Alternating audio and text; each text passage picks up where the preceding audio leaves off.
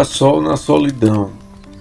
Textos sobre a alegria de estar só, por Fred Euboni. Todas as palavras que aqui vocês irão ler são escritas sem o toque dos lábios, mas com o cantarolar do coração. Existe música no silêncio, assim como há sol em solidão. Introdução. Ode à solidão. Em muitos dos meus livros escrevo pelo menos algumas páginas sobre o quanto a introspecção e a solidão me são honestas companhias. Desta vez será diferente, porque longe de ser um detalhe, uma pausa entre outros temas mais importantes, a solidão é agora o tema central, o X da questão. Quero me apropriar dela, cantar seus louvores e estudá-la como um biólogo estuda uma flor, com admiração, curiosidade e reverência. Escrever é sempre sinônimo de solidão. Desde pequeno, por mais que tentasse me provar o contrário, me forçando a ir a festas de pessoas que nem sei se me faziam bem, ou preenchendo os silêncios com conversas nem sempre interessantes, sempre tive um flerte com a solidão. Gostava de ficar sozinho, de ficar pensando com meus botões. Como dizia minha mãe, mais do que as pessoas à minha volta diziam ser o normal. É uma pena, na época, não ter tido a consciência para questionar o que elas consideravam normal. Talvez as respostas fossem engraçadas. Com certeza, a definição delas de normalidade não tinha muito a ver com a minha. Mas na época, como é comum aos jovens, não me ocorreu que eu pudesse escolher o que fazia sentido para mim. Com o tempo e a idade que corre sem pedir licença, estou me tornando pouco a pouco mais vulnerável ao escrever, aberto sem julgar as minhas palavras, como se não devesse nada a ninguém, somente a minha verdade interna e aos meus leitores. Sento na minha cadeira, que ultimamente está me doendo a lombar, escolho uma caneca que representa meu estado de espírito, tenho uma pequena coleção e escrevo por horas. Deixar os sentimentos e as histórias transpassar pelos dedos é um processo lindo de aprendizado, pois o papel nunca te julga. Aliás, quem pode me julgar aqui são somente vocês, não as palavras, elas são neutras. Nós que colocamos valores a elas, poderes e emoções. A solidão saudável, seja ela escrita ou fisicamente vivida, não julga, no máximo dialoga com as imaturidades do passado e converse sobre o que isso representa para você. A solidão saudável não é ausência, mas companhia pura. Espero que esses breves textos despertem em você a vontade de curtir a sua própria companhia. No silêncio solitário, nossa luz pode brilhar. Ficar refém da solidão com a televisão ligada não é a mesma solidão defronte ao silêncio. Quando estamos sozinhos, mas mundidos de tecnologias ou distrações, fugimos do encontro com nós mesmos. Estamos a sós apenas fisicamente. Dentro de nós, estamos cercados de fantasmas e das cobranças e expectativas alheias. O medo dos sentimentos que poderão surgir na solidão nos faz procurar abrigo no conforto dos barulhos que nos dão a sensação de estarmos acompanhados. Uma televisão ligada, com um programa familiar, uma música que preencha o ambiente, uma janela aberta para ouvir as conversas dos vizinhos. Mas por que terceirizar essa sensação de companhia se podemos tê-la com o nosso próprio ser? Não há problema em ter perto de si sons que lhe trazem conforto de vez em quando, mas a fuga constante dos sons que permeiam o silêncio representa uma grande ilusão. Quando escutamos apenas os sons da solidão, o barulho dos carros passando, das gotas de chuva se aninhando na janela ou o próprio barulho linear que o silêncio faz, somos obrigados a lembrar que somos seres solitários. Sentir o coração palpitar, sentir o som áspero das mãos passando pelo cabelo, ouvir cada respiração profunda e sucumbir aos barulhos dos carros que passam em alta velocidade pela avenida é respeitar os sons da solidão e repousar com serenidade na própria companhia. Na solidão, compreendemos que a companheira ou o companheiro que sempre desejamos está aqui, dentro de nós. Precisamos assumir a responsabilidade de como nos sentimos quando estamos sozinhos. Sentir-se iluminado mesmo quando as luzes das companhias se apagam é um forte indício que estamos criando nossa própria luminescência. Quanto mais me distancio de sentimentos inférteis e opto por ficar sozinho, mais percebo que estar sozinho é um movimento de aceitar os sentimentos que surgirão e conversar com eles abertamente. Como já disse, na profundidade de um tempo de solidão nem sempre há fogo, mas encontro com a própria luz. Por outro lado, acreditar que estamos sempre em contato com a luz é uma ilusão. Somente luzes artificiais nunca se apagam e não necessitam resguardar-se. Até o sol, uma das nossas maiores referências, precisa nascer e se pôr diariamente. Assim como precisamos da noite para amar o dia e do inverno para apreciar o verão, precisamos de momentos de escuridão para que nossos momentos mais luminosos possam surgir. A sabedoria do silêncio. Contradizendo o conselho dos sábios, nem sempre consigo exercer o silêncio que gostaria de ter.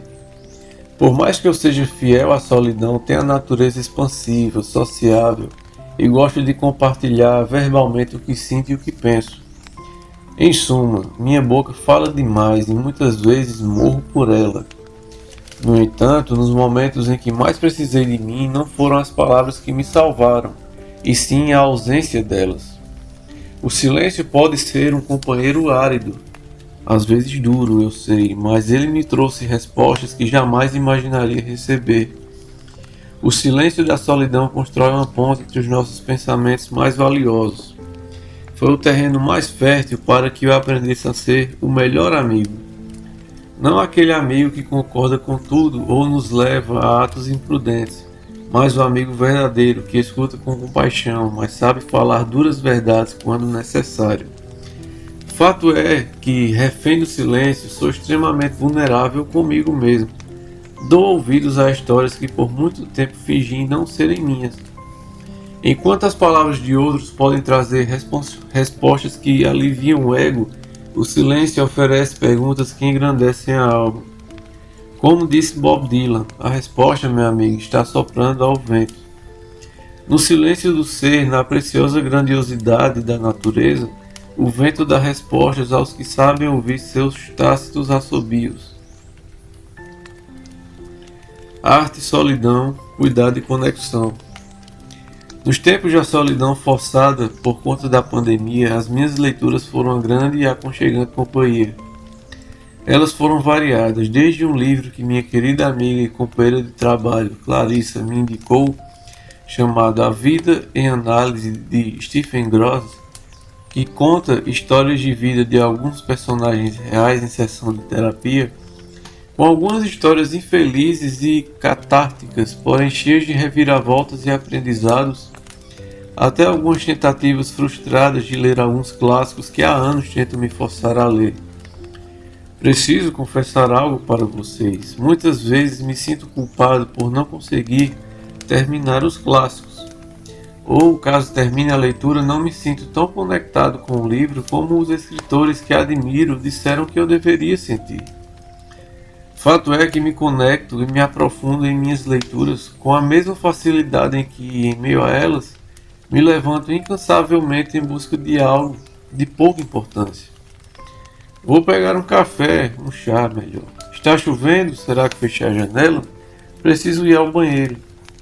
Por mais que ame um livro e me delicie com a sua narrativa, muitas vezes o leio em doses homeopáticas. E aprendi a respeitar o meu jeito de ler, mesmo que não seja o padrão.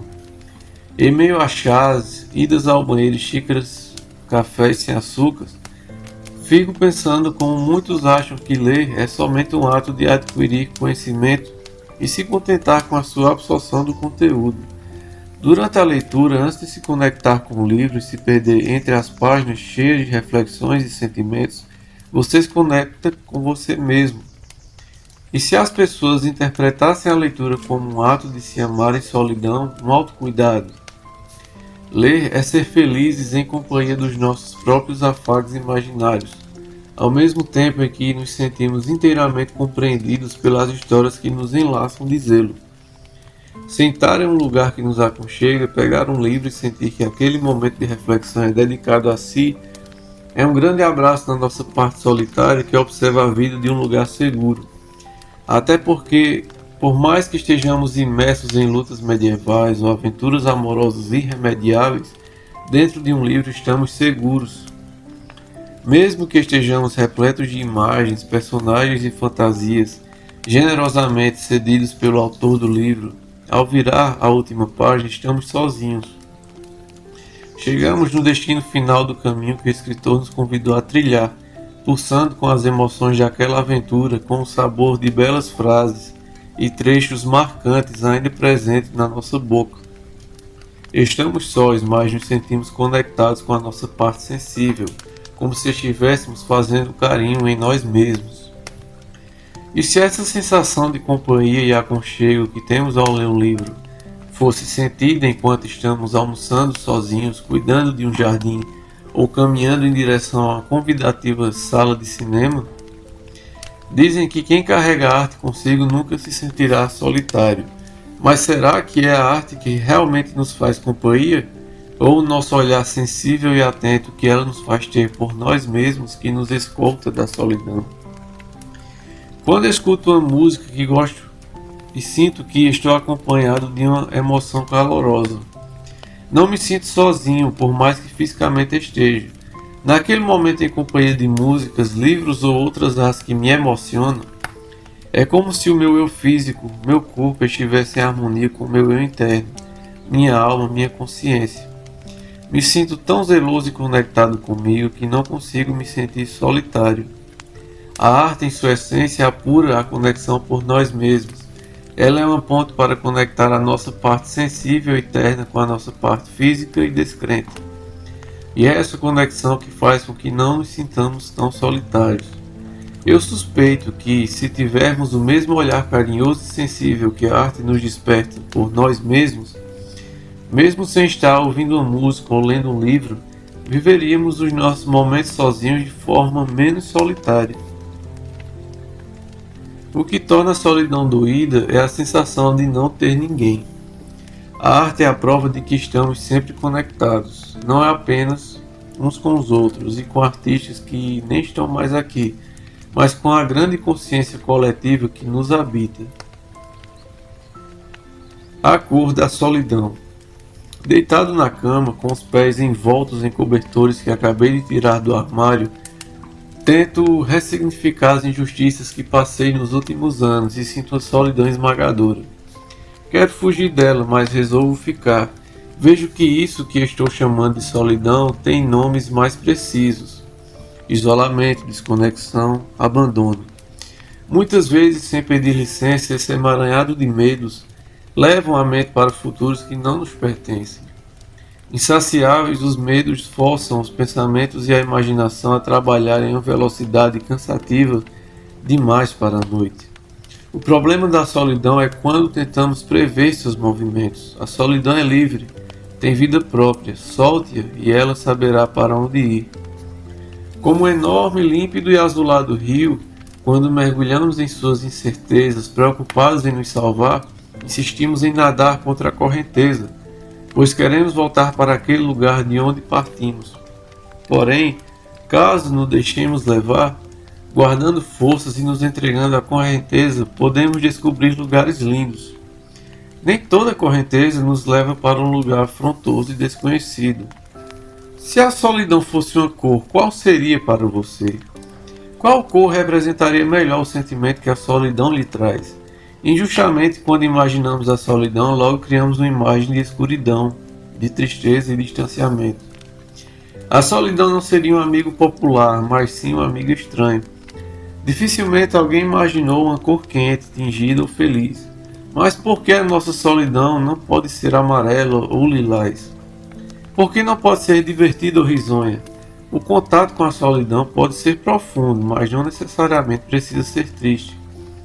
Se há uma verdade de uma necessidade de aprendizado nesta vida, é aprender a lidar com seus momentos solitários, sejam eles de introspecção escolhidos por inclinações e necessidades nossas, sejam de solidão forçada, reféns de perdas e mudanças necessárias ou simplesmente ocasionais, frutos dos trajetos rotineiros da vida. Acontece que uma solidão constantemente infeliz é o reflexo de um eu infeliz. Solidão não é sinônimo de coração vazio. Somos seres solitários, porém temos lindas possibilidades de encontro. E por mais que para mim os encontros sejam a razão de viver com esperança, os momentos solitários são quando me preparo para desbravar essas possibilidades com vulnerabilidade e entrega. Um espaço só meu. Anos atrás, assim que terminei a faculdade, tive a sorte de poder ir morar sozinho em São Paulo, a 600 quilômetros de onde cresci. Quando comecei a decorar a minha casa e estava decidindo quais móveis iriam completar a minha casa, a cada escolha pensava constantemente em receber convidados. Onde eles sentariam? Um puff está mais para algo descolado ou desconfortável? Será que o quarto de visitas está aconchegante? O que elas gostariam de ver na minha casa? Será que elas se sentiriam bem aqui? Fui decorando lentamente, comprando móvel por móvel, decoração por decoração, pois era o que o dinheiro permitia. Então, por sorte, nunca cheguei a concluir as minhas ideias iniciais, mas me recordo como inicialmente os pensamentos eram mais voltados para o bem-estar dos convidados do que o meu próprio. Eu gostaria que as pessoas se sentissem bem, e não há mal nenhum nisso, mas o quanto eu estava sacrificando o meu aconchego diário para isso. Após a ilusão, que até hoje agradeço por não ter sido concluída, que a minha casa deveria ser um despretensioso círculo para os meus convidados, hoje tem um canto, pequeno e singelo, mas moldado para o meu bem-estar. Guardo na minha casa detalhes de viagens únicas e especiais que eu fiz, livros que preenchem as estantes da minha casa, tapetes coloridos que possivelmente somente eu goste, e até um móvel de madeira maciça que é menor que a medida da parede que ela está posta. Mas como dizer, não há um móvel que nos apaixonamos à primeira vista? Sempre digo que é uma casa aconchegante, cheia de vida e alinhada com sua alma, e nunca estará efetivamente pronta, ela sempre está em constante mudança e construção. Cada vez mais, a minha casa é, pouco a pouco, decorada para o meu bem-estar e não para receber pessoas. Tenho um sofá confortável para ler os meus livros, o quarto que antes ficava baldio, aguardando as visitas que poucas vezes apareceram. Hoje uso para guardar minhas roupas e meus pertences e ainda tenho o privilégio de ter um canto especial, com uma vista linda da cidade de São Paulo que escrevo que vocês estão lendo. A solidão é uma fuga?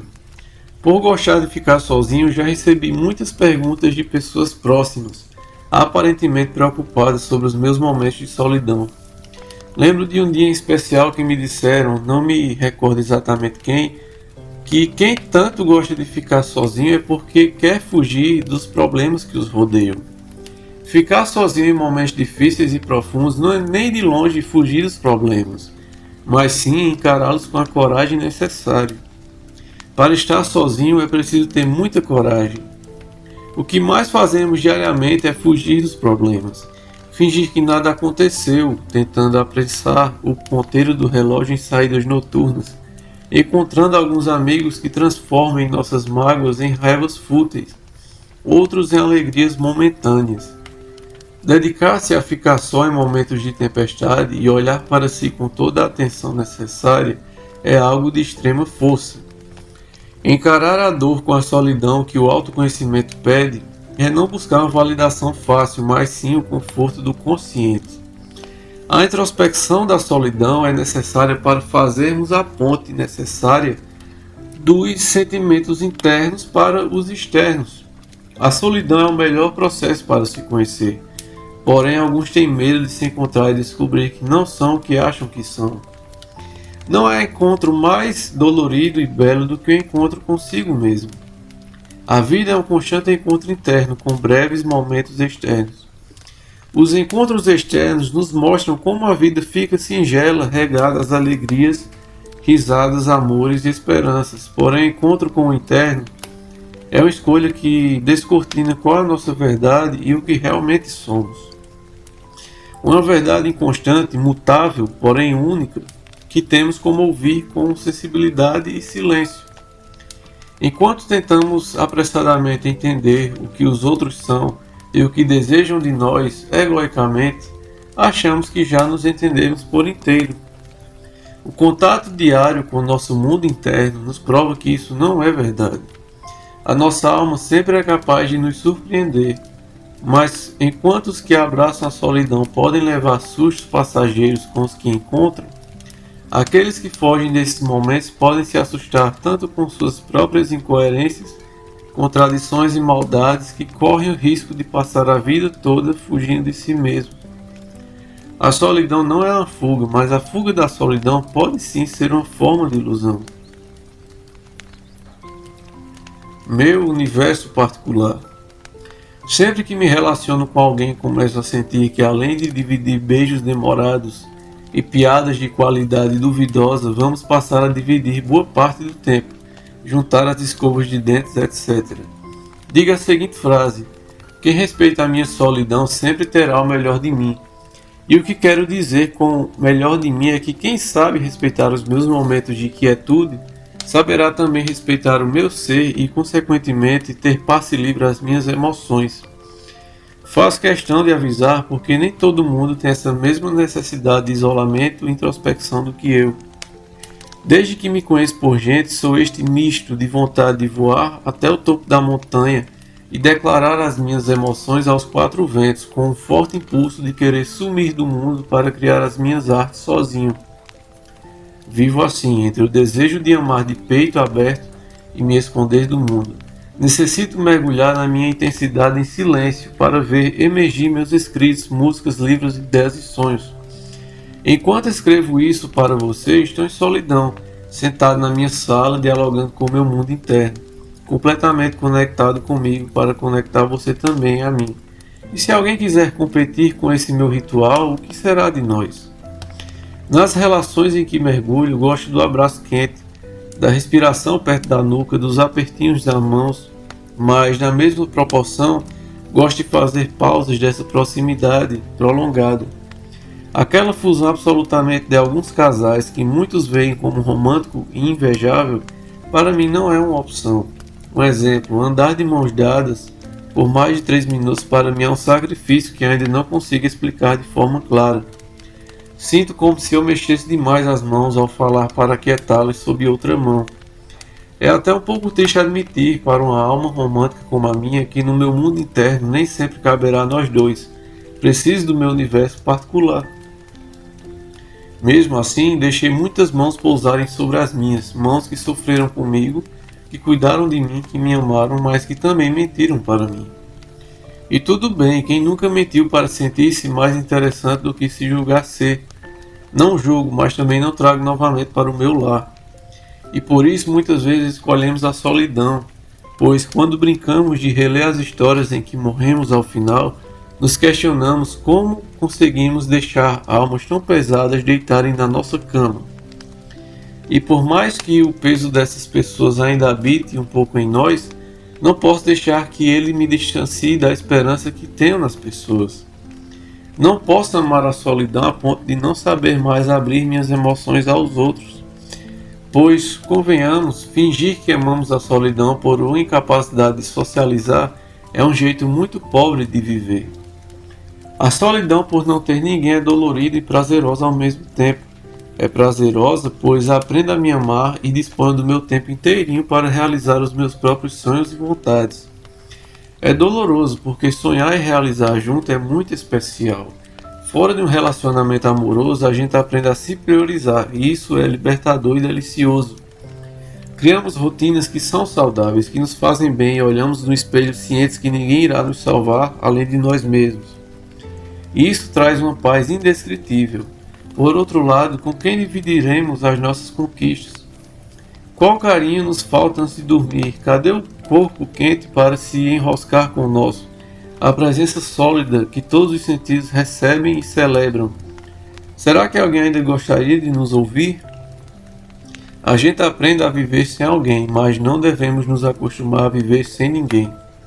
A solidão é uma condição da qual extraímos beleza e força, mas não pode ser usada para nos proteger do sofrimento para sempre. Acreditar que escolher ficar sozinho como se pudesse nos proteger do pavor de sofrer novamente é uma triste ilusão, porque os encantos de estar junto não podem ser substituídos por prazeres solitários. Ambos são importantes e igualmente necessários para uma vida feliz, pelo menos para mim. Portanto, caminhemos pela solidão com calma e paz, mas não deixemos de nos conectar com as flores do caminho. Solidão na terra sem sol.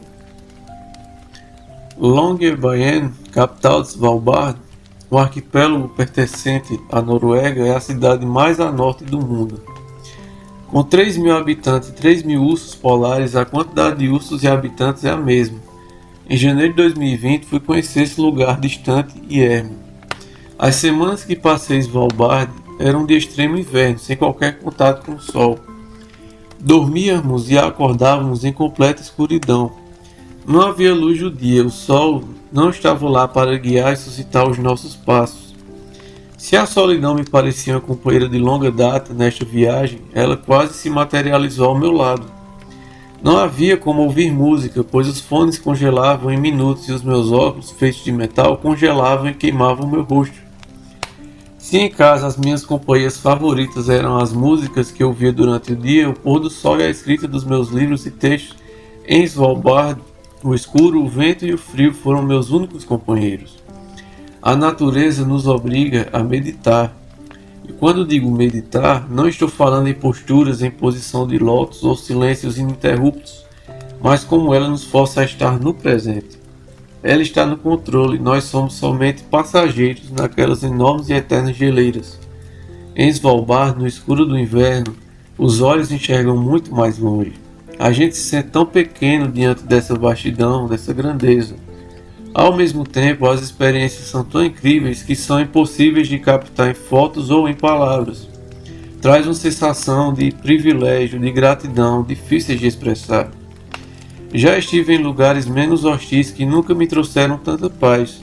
A paz é um navegar da mente, não uma fuga dos problemas, mas uma aceitação de como eles são o que são.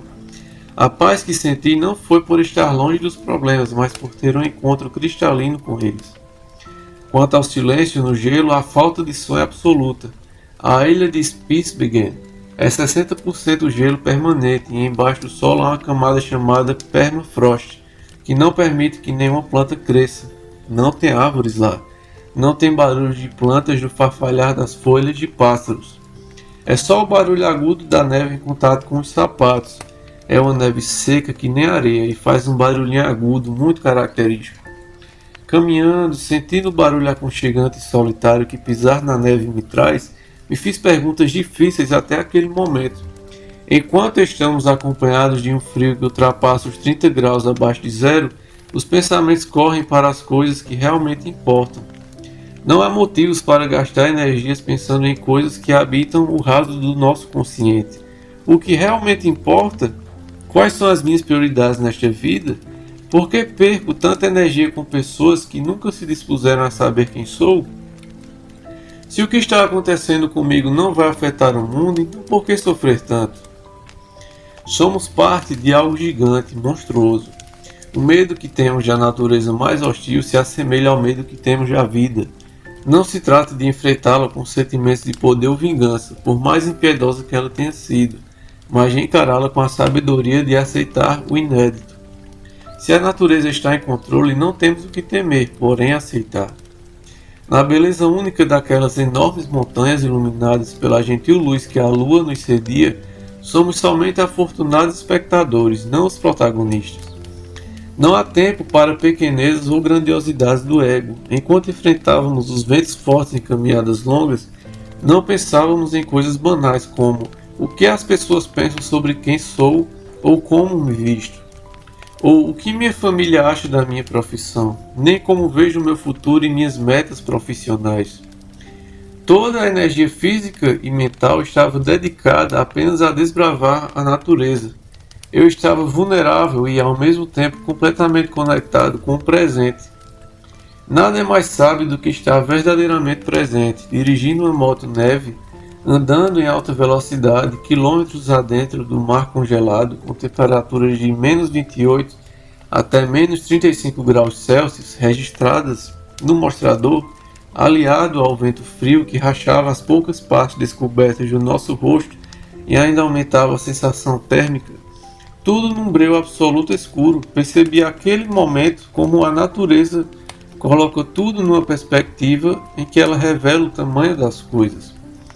O que são as pequenas preocupações que nos assolam à frente da enormidade da natureza? O que são os problemas autolimitados da vida frente à amplidão que é estar vivo? Que possamos levar essa lição de humildade, entrega e gratidão para todos os momentos da vida.